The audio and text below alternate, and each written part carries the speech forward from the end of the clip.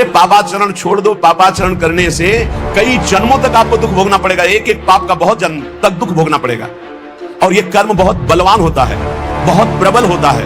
बड़ी कृपा भगवान की है जो बड़े भारी कर्मों का हिसाब हमें छोटे में दे करके भुगता रहे हैं। ध्यान से सुनिए। जो लोग भगवान के नाम की निंदा करते हैं, धाम की निंदा करते हैं, भगवत लीला की निंदा करते हैं, शास्त्रों की निंदा करते हैं, भक्ति की अवहेलना, ऐसे लोगों का संग त्याग देना चाहिए।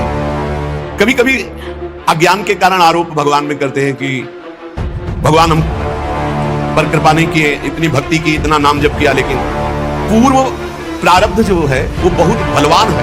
तो ब्रह्मानंद को भी इस प्रेमामृत के सामने नहीं गिनता, जिसके अंदर ये प्रेम लक्षणा भक्ति जागृत हो गई। एक ब्रह्मानंद के करोड़ों ब्रह्मानंद भी उस प्रेमानंद के सामने एक कण की तुलना के भी बराबर नहीं। अपार अचिंत महाप्रेम सुख उस भक्त को प्राप्त होता है जिसके अंदर प्रेम लक्षणा भक्ति जागृत हो जाती है। और अय मन पापी अब मेरा कहा मान दे, ये विषयों का संग छोड़ दे, विषयी पुरुषों का संग छोड़ दे, देख तुझे भगवान मिल जाएगा। भगवान की प्राप्ति कठिन नहीं है, विषयों का राग छोड़ना बड़ा कठिन। बहुत बार समझाने पर भी अज्ञानी जीव तर्क नहीं छोड़ता है।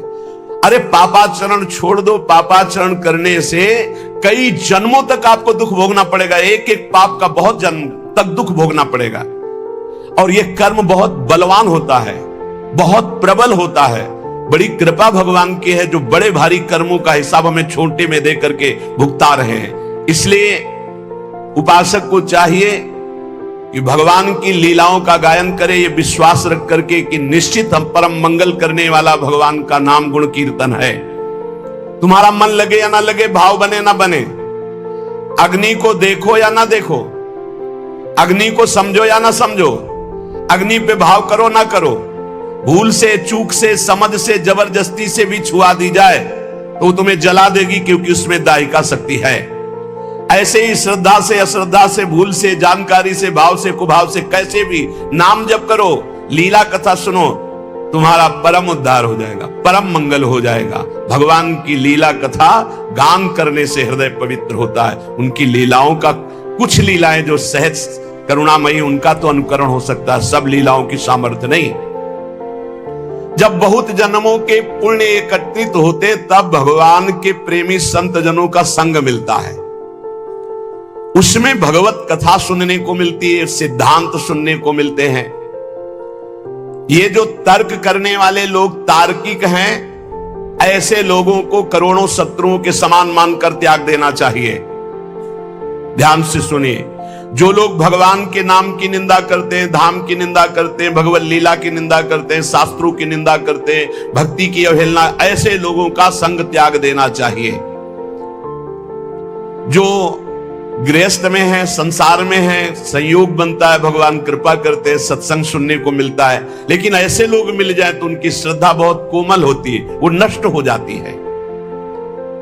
भगवत लीला कथा ही एक ऐसा उपाय है जो हर जीव का परिवर्तन कर देती है। अगर आप सत्संग सुनोगे तो निश्चित आपका परिवर्तन हो जाएगा। जब सत्संग सुनने का समय आवे, अवसर मिले, तो अपने कान बिल्कुल एकाग्र करके लगा देने चाहिए। कोई शब्द नहीं छूटना चाहिए, हर शब्द सुने खूब आनंदित होकर। या तो हम हाथ में माला है इसलिए कि तुम्हारा मन न भगे, और कान सत्संग में है, जहां मन भगने लगे तो बीच में चलाने लगे राधा राधा राधा राधा। और अगर आप एकाग्र श्रोता हैं तो फिर माला की जरूरत नहीं है। एकाग्र दृष्टि वक्ता के मुख पर और निकले हुए शब्द को स्वाति की तरह पान करो। सारी बाधाएं सत्संग नष्ट करने में समर्थ है। सारी बाधाएं अध्यात्म की, व्यवहार की, सब नष्ट हो जाएंगी। सत्संग की धारा जहां अंतर पहुंचती है तो जन्म जन्मांतर के कूड़ा करकट ये सब बहा देती है। कितने ऐसे हजारों लोग हैं जो सत्संग के प्रभाव से अपने जीवन की गंदी बातों का त्याग कर और उत्तम मार्ग में चल पड़े। आग जलाकर भस्म का ढेर छोड़ देती है, पर सत्संग वो बाढ़ है कि राख भी नहीं छोड़ती, सब बहा ले जाती है। अर्थात वासना, कामना, पापाचरण का चिन्ह भी नहीं रह जाता यदि सत्संग रोज सुने और मनन करे तो। श्री कृष्ण का प्रेम साम्राज्य प्राप्त हो जाता है सत्संगी को। जहां श्रोता के मन में वक्ता की परीक्षा लेने की बात आती है कि देखे चल के कैसा ज्ञान है इनको, तर्क करने की बात आती, विवाद करने की बात आती, उन श्रोताओं को विशेष लाभ नहीं मिलता। जो केवल रस पीने की इच्छा, क्या भगवत चर्चा का रस है, आहा आनंद, आज तो सौभाग्य हो गया कि हमें सत्संग सुनने को मिला। ये परिवार, रुपया, पैसा, नाना प्रकार की भोग सामग्री, पद सबको मिल रहे हैं, पापियों के पास भी है। सुतदारा धन लक्ष्मी पापियों के घर ही हो, संत समागम हरि कथा तुलसी दुर्लभ दोय। कथा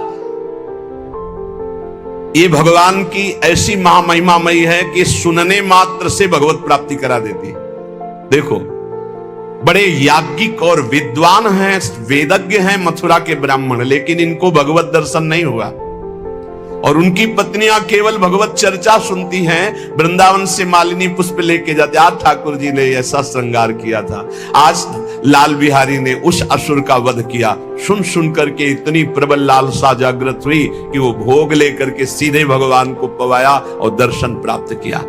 रत्नावती जी ने और कभी कोई साधना नहीं की थी, केवल दासी ने भगवत चर्चा सुनाई। तो भगवत चर्चा सुनते सुनते ऐसी महान की भक्त भूप उनको कहा सेनाभाजी ने। ये अंतरंग लीला में प्रवेश, जब बाहर सुनते सुनते तो अंतरंग लीला में सीधे प्रवेश सत्संग करा देता है। भगवान की लीला कथा ऐसी है कि अगर कानों में शब्द पहुंच जाए तो पाप और ताप दोनों का नाश कर देती है। पर जो श्री कृष्ण के भक्त हैं, प्रेमी हैं, उन्हीं के मुख से सुनने पर यह परिवर्तन होता है, अन्यथा नहीं। यहां पूज्य भाई जी महाराज कह रहे कि ऐसा लीला कथा का प्रभाव कि सीधे भगवत प्राप्ति। तो जो श्री कृष्ण के भक्त हैं, प्रेमी हैं, जो रुपया के भक्त नहीं, मान प्रतिष्ठा के भक्त नहीं, व्यवहार के भक्त नहीं, केवल परमार्थ के भक्त हैं, उनको ये वाणी में उनमें प्रवीणता होती है, यह सामर्थ्य होती है कि जीव के स्वभाव का परिवर्तन मर्दन करके उसमें भागवतिक स्वभाव प्रकाशित कर देना। जब कोई श्री कृष्ण भक्त, श्री कृष्ण प्रेमी भगवत चर्चा करता है तो अहोभाग्य, बड़ा सौभाग्य उसका जिसको सुनने को मिलता है। तब उसके पाप ताप सब भस्म हो जाते हैं, क्योंकि उनकी वाणी श्री कृष्ण से जुड़ी हुई है, उनका चित्त श्री कृष्ण से जुड़ा हुआ है। अतएव जो शब्द उच्चारण करते हैं उसमें श्री कृष्ण की सामर्थ्य होती है और जीव का परिवर्तन कर देती है। ज्ञान योग से भगवान को ब्रह्म समझकर भजने वाले संसार से मुक्त होना चाहते हैं। अष्टांग योग वाले समाधि में स्थित होकर परमात्मा की दिव्य सिद्धियां और ज्योति दर्शन पाना चाहते हैं। ऐश्वर्य ज्ञान युक्त भक्त लोग सामीप्य, सायुज्य आदि मोक्ष चाहते हैं। ये सब आत्महित चाहते हैं। लेकिन सत्संगी श्री कृष्ण प्रेम चाहता है। इसीलिए कहा तात स्वर्ग अपवर्ग सुख धरी तुलाए कंग तूल न ताय सकल मिल जो सुख लव सत्संग। सत्संग सीधे भगवत प्रेम, सत्संगी सीधे भगवत प्रेम चाहता है। कभी कभी अज्ञान के कारण आरोप भगवान में करते हैं कि भगवान हम पर कृपा नहीं किए, इतनी भक्ति की, इतना नाम जप किया, लेकिन पूर्व प्रारब्ध जो है वो बहुत बलवान है। जब शरीर रचा गया उसी समय प्रारब्ध रचा गया, आपके साथ घटनाएं घटेंगी, इसीलिए नाम जप कर लो। प्रारब्ध और अप्रारब्ध, प्रारब्ध जिसका पाप फल प्रकट हो चुका है भोगो, अप्रारब्ध अभी आने वाला है, पहले से निश्चित है कि 55 वर्ष की अवस्था में आपको यह भोगना है, पक्का भोगोगे चाहे जितना भजन करो। भोगने की सामर्थ्य भजन से मिल जाएगी। प्रारब्ध को मिटाना बहुत कठिन है, और जब मिटाने वाला भजन हो जाता है तो मिटाने की इच्छा नहीं रहती, क्योंकि भगवत प्राप्ति के नजदीक पहुंच चुका है। तो लौट कर कौन, जैसे सांप अपनी केचुल की तरफ नहीं देखता, ऐसे भगवत प्राप्ति के योग्य महात्मा शरीर की तरफ नहीं देखता। तो पाप का बीज वासना है, इससे हमारे पूर्व पाप हुए। 2 प्रकार के प्रारब्ध बन चुके हैं, एक प्रारब्ध एक अप्रारब्ध। प्रारब्ध जो हम भोग रहे हैं, अप्रारब्ध जो आगे भोगने वाला है। पाप की बीज वासना इस जन्म भी पाप करा रही है, तो हम जब साधन भक्ति करते हैं तो इस जन्म की वासना का नाश होता है। और पूर्व स्टॉक जो पापों का है उसका नाश हो जाता है। और अविद्या जिसके कारण पाप हो रहा था, वासना बन रही थी, उसका नाश हो जाता है, पर प्रारब्ध बना रहता है। ये अज्ञानी जन ना जानने के कारण कहते हैं कि अरे भजन शुरू किया, बड़ा कष्ट भोग रहे हैं, तो क्या भजन का फल है, तो क्या भजन का फल है? अनंत जन्मों से भोगते चले आ रहे हो, पाप कर्म करते चले आ रहे हो, तुम्हें पता नहीं। लोगों की समझ में ही नहीं आता। मछली को जल तरोई कहते हैं, तो तुम कौन सी तरोई होगे? तुम्हें भी पता होना चाहिए। पक्का मत्स्यावतार भगवान ने लिया है कि नहीं लिया? मत्स्यावतार भगवान ने लिया है, और तुम मछली को जल तरोई करते हो, कढ़ाई में तल के खाते हो, तो तुम भी तले जाओगे। अब एक बार के आहार में कितने जीव खाते हैं लोग, कितना पाप कर रहे हैं। अज्ञानियों को ब्रह्मा भी नहीं समझा सकते। मूर्ख हृदय न चेत, चाहे गुरु मिले बिरंच सम, खुले फरे न बेद। बांस में चाहे जितनी खाद पानी लगा दो, वहां सेव संतरा नहीं लगने वाले। ऐसे ही जो मूर्ख स्वभाव के लोग होते हैं, नहीं समझने वाले। जब साधन भक्ति का अनुष्ठान किया जाता है तो इससे दो प्रभाव प्रकट होते, क्लेश अग्नि और शुभदायिनी। क्लेश अग्नि, पाप से क्लेश होता है, वासना से क्लेश होता है, विद्या, तीनों का नाश हो गया। लेकिन प्रारब्ध और अप्रारब्ध, आगे आने वाला भोग, ये दोनों भोगने पड़ेंगे। इसलिए हिम्मत जुटाओ, नाम जप के द्वारा इतने बलवान बनो कि प्रारब्ध आवे और हंसते हुए भोग लो। प्रारब्ध का नाश करने की जब योग्यता आती, तब नाश करने की इच्छा नहीं रह जाती, और जब तक नाश करने की इच्छा, तब तक योग्यता नहीं आई। सब क्लेशों का मूल कारण भगवान का भजन न होना, भगवत विमुखता है। तो जब हम भक्तों के संग के प्रभाव से साधन भक्ति का अनुष्ठान करते हैं, तो सारे क्लेशों का, दुखों का नाश हो जाता है। अब आगे दुख नहीं है, बस इतना ही है रास्ता जिसको आप भोग ले। सर्व दुख नाशकत्व, ये क्लेश अग्नि से हो गया। अब शुभ, शुभ का अर्थ है साधक के जीवन में परम मंगल, परम आनंद का विधान, ये नाम से प्रकट होता है। श्री हरिवंश चंद्र शुभ नाम, सब सुख सिंधु प्रेम रस धाम, जाम घटी बिसरे नहीं, एको क्षण न बिसरो। हर समय नाम जप करो, ये महाशुभ प्रकाशित कर देगा।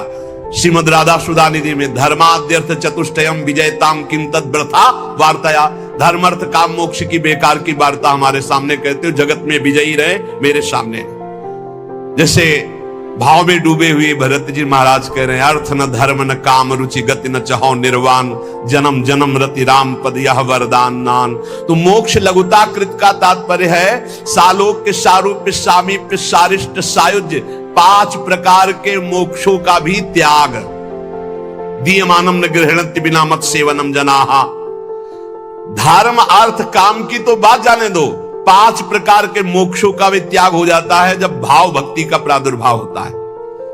और सुदुर्लभा सब सिद्धियां, बड़े बड़े सुख, बड़े बड़े लाभ, बड़े बड़े रहस्य, ये सब उसके सामने होते हैं जो भाव भक्ति में डूबा हुआ महापुरुष है।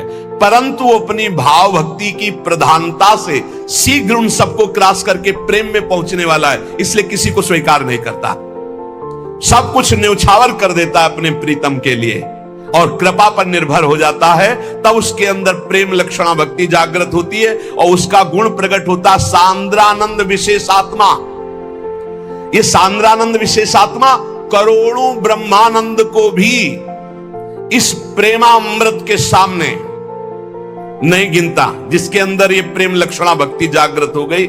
एक ब्रह्मानंद क्या, करोड़ों ब्रह्मानंद भी उस प्रेमानंद के सामने एक कण की तुलना के भी बराबर नहीं। अपार अचिंत महाप्रेम सुख उस भक्त को प्राप्त होता है जिसके अंदर प्रेम लक्षणा भक्ति जागृत हो जाती है। और श्री कृष्णा आकर्षणी, बहुत जोर की महिमा इसमें। उसके आराध्य देव उसके पीछे पीछे बसीभूत होकर घूमते, प्रेम लक्षणा भक्ति से जो युक्त हो गया। एकादश स्कंद में भगवान ने स्वीकार किया है, श्रीमद् भागवत में कह रहे हैं कि निरपेक्षम मुनिम शांतम निर्वैरम समदर्शनम अनुब्रजाम्य हम नित्यम पूये यत्रंगुरेणु भी। जो निरपेक्ष है, किसी की अपेक्षा नहीं रखते, मननशील है, हर समय मेरा मनन करते रहते मुनिम। और शांतम, जो हर द्वंद्व को शांत भाव से सह जाते हैं। निरपेक्षम मुनिम शांतम निर्वैरम, जिनका संसार में किसी से भी द्वेष नहीं। समदर्शनम, जो सब जगह मेरे को देखते हैं, समता के भाव को प्राप्त हो गए, ऐसे महात्माओं के पीछे मैं डोलता हूं कि उनकी चरण रज मेरे ऊपर पड़ जाए। श्री कृष्णाकर्षणी का अभिप्राय है कि ऐसे प्रेमी भक्त के पीछे पीछे भगवान वशीभूत होकर डोलते हैं। भक्तन पाछे यो फिरे जो बछड़ा संग गाय। अरे मन पापी, अब मेरा कहा मान दे, ये विषयों का संग छोड़ दे, विषयी पुरुषों का संग छोड़ दे, देख तुझे भगवान मिल जाएंगे। भगवान की प्राप्ति कठिन नहीं है, विषयों का राग छोड़ना बड़ा कठिन है, मन की चाल को रोक पाना बड़ा कठिन है। श्री चरणदास जी महाराज, जिन्हें हरि भक्ति प्यारी हो, माता पिता सहज छुटी जावे, छुटे सुत अरु नारी हो। देखो यहां छूटने का मतलब राग से है। राग छोड़ने से मतलब परिवार में रहते हुए सब में भगवत भाव हो जाए तो हरि भक्ति, और परिवार छोड़कर चाहे जहां भाग के जाओ नया परिवार बन जाता है। अगर राग है तो शिष्य राग से भी दुर्गति हो जाएगी, शिष्य राग से भी दुर्गति हो जाएगी। एक सिद्ध संत जा रहे थे, उनके साथ कई शिष्य थे, तो एक केचुआ, केचुआ समझते हैं ना, जो मिट्टी खाता है, बहुत कोमल शरीर वाला होता है, और लाल चींटी उसमें लाखों चिपटी हुई थी। तो शिष्य खड़े हो गए और गुरुजी से कहा, गुरुजी कितना भयानक कष्ट इस जीव को, क्योंकि ये चींटी जब काटती है तो मनुष्य शरीर में भी बहुत पीड़ा होती है और एक दाग बन जाता है लाल लाल, और देखो कितना कोमल शरीर कछुआ का, लाखों चींटी है। बोले मैं ध्यान के द्वारा देख कर कह रहा हूं, ये पूर्व जन्म में गुरुजी थे केचुआ जी, और ये जितने सब चेला जी हैं ये सब पीड़ा पहुंचा रहे हैं, क्योंकि इन्होंने ठग करके इनसे अर्थ का शोषण किया था, और इन्होंने विवेक पूर्वक गुरु नहीं बनाया था, तो दोनों की दुर्गति हो गई। ये चींटी बनकर गुरुजी को नोच रहे हैं और गुरुजी कछुआ बनकर के। बहुत होश में यदि भगवत मार्ग विमुख विषय चिंतन, विषय क्रिया, विषय विचार से युक्त हो तो भगवान की प्राप्ति नहीं दुर्गति प्राप्ति है। और यहां कह रहे हैं कि यदि भगवान के चरणारविंद की भक्ति में तुम्हारा चित्त है तो कहीं राग नहीं रह जाएगा। राग बहुत खतरनाक है, ये विष है राग। राग बहुत बड़ा विष है, क्योंकि जहां प्रतिकूलता विता द्वेष हो गया, राग और द्वेष यही जन्म मरण का बंधन है। राग द्वेष दोनों खोइए तब खोजिए पद निर्वाण। जब भक्ति का रंग लगता है तो लोक भोग फीके लगे, समस्तुति गारी हो, हानि लाभ नहीं चाहिए सब आशाहारी हो। कोई भी आशा जब तक हृदय में है तब तक भक्ति का रंग नहीं आया। केवल एक आशा प्रभु की, प्रभु से नहीं, प्रभु की आशा। प्रभु से आशा भोगों की नहीं, प्रभु से आशा कल्याण की भी नहीं, केवल प्रभु की आशा। तब प्रेम लक्षणा भक्ति। ना हानि की परवाह है, ना लाभ का सुख है, ना किसी लोक के भोग की आशा है। जगसु मुख मोरे रहे, करे मुरारी ध्यान हो, जित मनुआ लागो रहे, भय घट उजियारी हो। गुरु सुखदेव बताइया प्रेमी गति भारी हो, चरण दास चारो वेद सु और कछु न्यारी हो। मन मारे तन बस करे, साधे सकल शरीर, फिकर फारी कफनी करे, ताको नाम फकीर। वही वक्त है, कोई फिक्र नहीं, कोई चिंता नहीं। श्री गुरुदेव के बताए हुए मार्ग पर चलकर निरंतर भगवत आराधना में तन्मय है। मनुष्य जीवन का परम लाभ उत्तम प्रेम लक्षणा भक्ति। उत्तम प्रेम लक्षणा भक्ति का सरल शब्दों में निरंतर अपने प्रभु में चित्त जोड़े रहना। जैसे बने वैसे कर लो, गा के रो के हंस के, जैसे बने वैसे चित्त को प्रभु में जोड़े रहो, यही सर्वोपरि साधना है। और गृहस्थ में हो तो अपनी पत्नी से केवल भाव, वो भी संयम पूर्वक। और भगवान की प्राप्ति के लिए सबसे ज्यादा दुश्मन है ये काम भाव। बस इसी से लड़ना है, सब इसी से मिट जाएंगे, इसीलिए पहले रखा है काम। काम क्रोध, फिर लोभ मोह मद मत्सर, ऐसे रखा गया है। पहला मिटा कि सब मिट जाएंगे। पहले काम को मिटाना है। जो भक्ति या ज्ञान या योग में जाना चाहता है, सबसे पहले इस काम को मिटाना है। काम को वही मिटा सकता है जब इसका चिंतन छूटे। इसका चिंतन छोड़ने का तात्पर्य है निरंतर प्रभु का चिंतन करना। इसीलिए हम कहते हैं राधा राधा राधा राधा। हर समय नाम जप करते रहो, सत्संग सुनो, मनन करो, उसको आचरण में उतारो। इसी जन्म में भगवत प्राप्त हो जाओ, निहाल हो जाओगे। शेष चर्चा आगे। श्री राधा। उम्मीद है कि इन 20 मिनटों के अंदर पूज्य गुरुदेव महाराज जी ने जिन बातों को बताया है, उन बातों से आपके जीवन के सभी प्रश्नों के उत्तर मिल चुके हैं। यदि नहीं मिले हैं तो एक बार पुनः गौर से फिर से महाराज जी की बातों पर ध्यान से अमल कीजिएगा, उत्तर अवश्य मिल जाएगा। जय श्री राधे कृष्ण।